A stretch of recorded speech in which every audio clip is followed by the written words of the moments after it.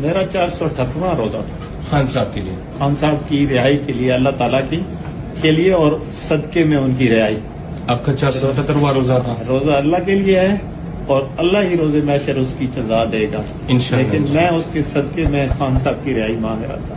अच्छा, और जिस मुझे गोली लगी 4:45 बजे, उस दिन मेरी बेगम ने मुझे नहीं बताया, लेकिन वो मैं क्योंकि गया हुआ था तो उसने रोजे रखने शुरू कर दिए।